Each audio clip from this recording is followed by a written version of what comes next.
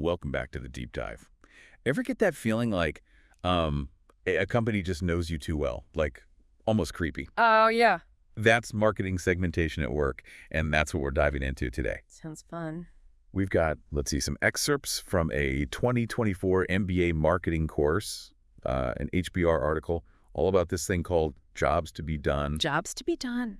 Yeah, and then a Forbes piece, kind of about how marketing is changing, and some really recent research from Marketing Week, all about like the newest segmentation trends. It's amazing how all of this stuff, even though it comes from different places, it all kind of comes back to the same question, you Yeah. know? Like, how are companies using this whole segmentation thing to reach you, the consumer, and is it even working? Okay, so like we all know that companies are, you know, dividing up the market, like putting people into groups. Mm. But the MBA slides really make it clear that it's not just about like lumping everyone together based on how old they are or where they live. No, not at all. And that's where it gets really interesting, right? Like, knowing that someone's a 25-year-old woman in a big city, I mean, that doesn't really tell you if she's going to buy your organic skincare line, right?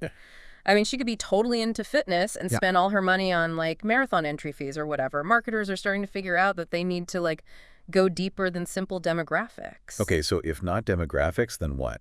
The MBA materials mention psychographics, but that sounds, I don't know. Complicated. Yeah, kind of. It can be a bit complicated, but it can also be really, like, insightful. You know, psychographics is all about personality, values, lifestyles, that sort of thing. The MBA slides actually talk about the big 5 personality traits: openness, conscientiousness, extroversion, agreeableness, and neuroticism. Okay, I'm going to need some help remembering all that. Yeah, there's an acronym, makes it easier. OCEAN. Ocean. Got it. Yeah. But, okay, how does knowing if someone's like an introvert or an extrovert, how does that help you sell them something? Well, okay, imagine 2 people, totally identical on paper. Right. Same age, gender, income. Good. But one loves, going out, big social gatherings. The other's a total introvert, quiet nights at home. Oh, yeah, I get that. So you'd probably try to reach the extrovert with, like, social media stuff, maybe event sponsorships. The introvert might respond better to, like, emails or content that's more thoughtful. Okay, so you're kind of tailoring the message to the person. Exactly. But how do companies even get all this information about people's personalities? I mean, it seems a little, I don't know. Intrusive. Yeah. Yeah, you've hit on a big one there. That's the big debate happening right now. Technology gives companies access to so much data about us: our online behavior, our purchase history, social media. It's a powerful tool for marketers, but it raises some ethical questions, for sure. So it's kind of a tension, right? Like what companies can know about us versus what they should know. Yeah, exactly. It's this big tension, and it's at the heart of a lot of discussions in marketing right now. Okay, that makes sense. So how are companies like navigating this new world? Yeah. All this data and segmentation stuff. Let's move beyond like the classroom and Yeah. talk about what's happening out in the real world. This Forbes article argues that marketing has been kind of misunderstood. Yeah, it says a lot of companies have reduced marketing to just advertising and getting new customers. Hmm. They're so focused on just getting people in the door that they forget about keeping them. Right, and that's where segmentation comes in. Yeah. It's not just about getting customers. It's about understanding them. Yeah. Like on a deeper level. Exactly. And this is where the jobs to be done framework comes in. It's from that HBR article we talked about. Oh, yeah. Jobs to be done. It's like a whole new way of looking at things, right? It is. Okay, tell me more. This sounds interesting. So basically it says that customers hire products and services to get specific jobs done in their lives. And these jobs, they can be functional, emotional, or even social. To be really innovative, companies have to understand the job a customer's trying to get done, not just focus on product features or like those demographics we were talking about. So it's less about what you're selling and more about like why people are buying it. Exactly. It's about understanding the motivation, the why behind the purchase. Do you remember that condo example from the HBR article? The one where the developers kept adding like fancy features, Yeah. but they couldn't figure out why no one was buying. That's the one. Turns out the real job those buyers were trying to get done had nothing to do with granite countertops or those fancy floors. Oh, right. They were downsizing, letting go of a part of their lives. They were struggling with the emotional part of that. And wasn't the key like the dining room table? Yes, for those buyers, the dining room table represented family, memories, letting go of the table, it felt like, letting go of a part of their lives. The developers realized they weren't just selling condos, they were selling a smoother transition, like a new phase of life. Okay, so once they understood the real job, they could actually help with that. Right. They changed the condo so they could fit a dining room table. They offered moving services, even storage. Wow. They even set up a special room where people could, sort through their belongings. It was a total shift from focusing on the product to focusing on the customer. And it worked. Sales went way up, even during a recession. They were speaking to what people actually needed. That's amazing. So how does this whole jobs to be done thing, how does it connect back to segmentation? That's a great question. It's like instead of just categorizing people by how much money they spend, you're trying to understand, what makes them tick. It could even change how companies think about their, least profitable customers. So you're saying there's a way to, turn those less profitable customers into loyal ones? Maybe. What if companies actually tried to understand what those customers need? They might have unmet needs that the company could address. Maybe those people could become valuable, long-term customers. That's a pretty radical idea. Yeah. But I kind of like it. It feels more, human. It is. Now, I want you to think about this. What jobs are you trying to get done when you buy things? Ooh, that's a good one. I'm going to have to think about that. Keep it in mind, because next we're going to look at how companies take this jobs to be done stuff and turn it into real strategies. The Marketing Week research gives us some real-world examples. Perfect. Let's see what those marketers are up to. So this Marketing Week research, it's like showing us what companies are actually doing with segmentation, right? Yeah, it shows how marketers are changing their approach. It's kind of cool. Like age, location, and behavior are all common ways to segment, but behavior is actually seen as the most effective now. Interesting. So knowing what people actually do is more valuable than just knowing who they are. Yeah, exactly. And that totally makes sense, right? Thinking about jobs to be done, instead of those broad demographics, companies want to understand, what are people doing? What choices are they making? What does that tell us about their needs? That makes a lot of sense. The article also mentions that personalization is, on the rise. Oh, yeah, personalization, tailoring the message, to each person. Things like personal interests, life stages, and attitudes are becoming really important for segmentation. Generic messages, they just don't cut it anymore. It's like when you see those ads online and you're like, wait, how did they know I was just looking at that? Exactly. Companies want to create these experiences that feel, relevant, personalized, which means they need to really understand their customers. But, okay, if personalization is becoming more important, does that mean, regular demographics, are they becoming less important? It's an interesting question. The research actually shows that while age and gender are still pretty common, they can be, not super accurate. Not the whole picture. Yeah. They might be part of it, but you need more. Okay, let's get to some real-world examples. Yeah. The Marketing Week research talks about some companies doing some really interesting things with segmentation. Yeah. There's P&G, the huge consumer goods company. They've gone from just using basic demographics to over 350 smart audiences. 350? That's a lot. How did they even manage that? They've combined tons of data, like anonymous audience data, purchase data, and analytics. It lets them create really specific groups, like first-time moms or first-time washing machine owners. Okay, I can see how that would be powerful. They're not just saying, hey, women, buy our detergent. It's more like, hey, you, specifically at this point in your life, we understand your needs. Exactly. What other examples did they have? Well, there's Danone, the food company. They've started segmenting their audience into what they call tribes. Tribes? Yeah, for their Volvic water, they've got these tribes based on shared passions. Okay, so they're grouping people based on their interests and values. Yeah. Not just, age and stuff. Exactly. So you might have a fitness enthusiast tribe or an eco-conscious tribe. And it's actually working. The article says ad recall has gone way up. People remember ads that feel relevant to them, to their passions. Fascinating. Anything else? There's also Hotel Chocolat. They make those fancy chocolates. They focus on mindset and attitude, not so much demographics. So even within a group that seems kind of similar, there can be, important differences. Absolutely. Like with their chocolate subscription service, right? Some people subscribe for convenience, others want to try new flavors. It's the same product, but different jobs to be done. I see.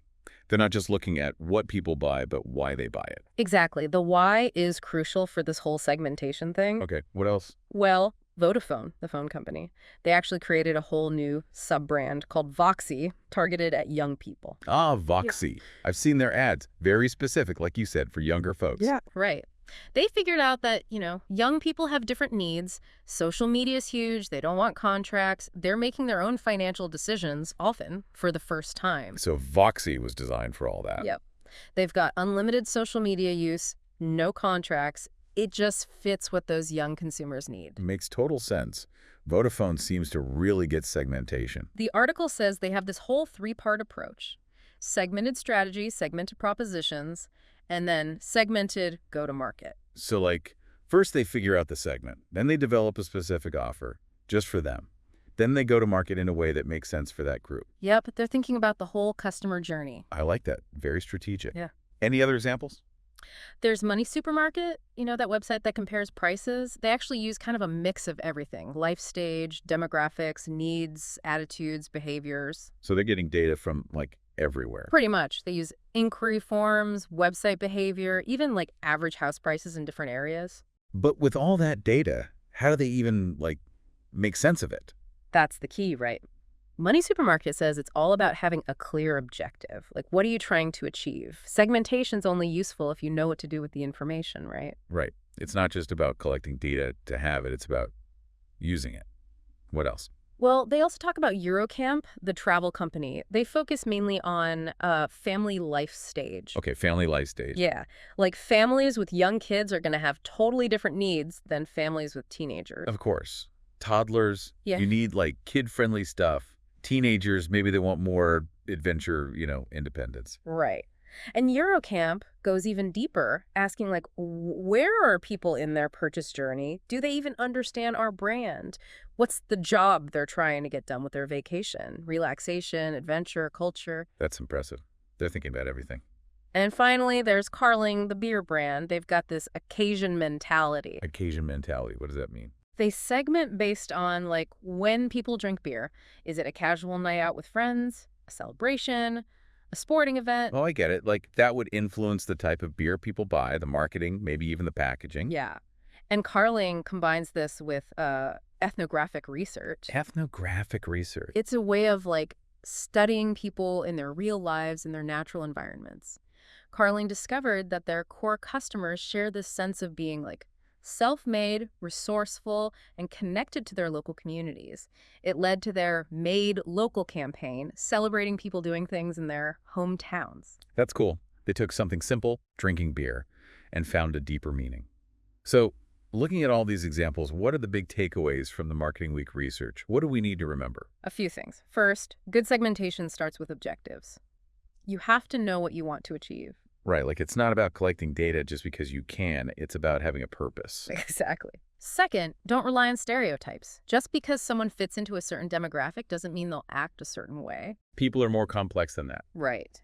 And finally, the best segmentation strategies often use, a mix of things: demographics, behaviors, psychographics, life stages, even context.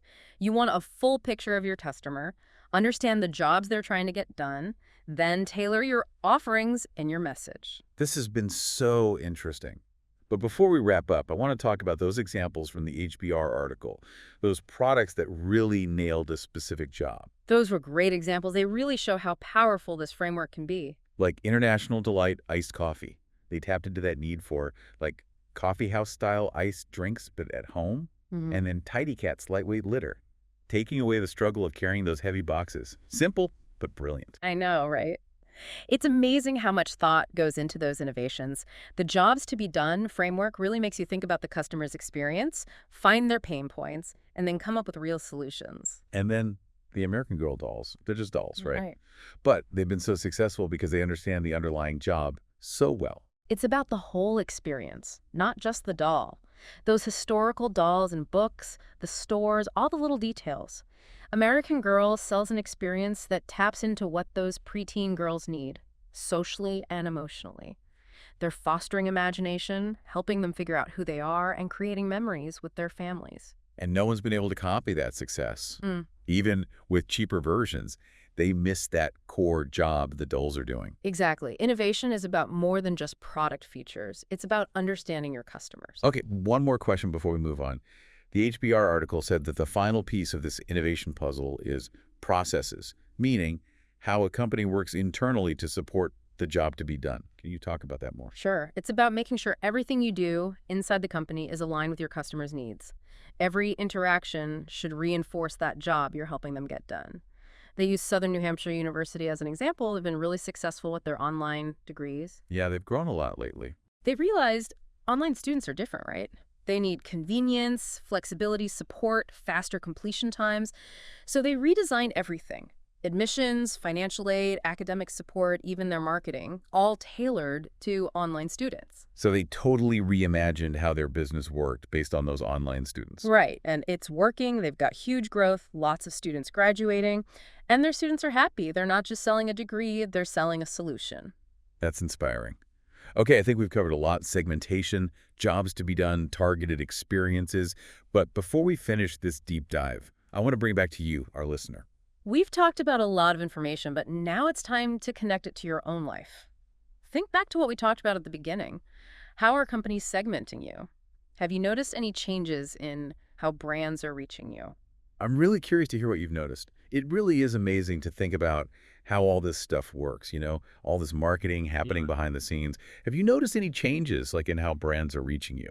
Oh, definitely. It's hard to miss, right? Right. I mean, think about those ads that follow you around online or those recommendations, when you're shopping. Yeah. Super specific. Yeah, it can be a little creepy, for sure.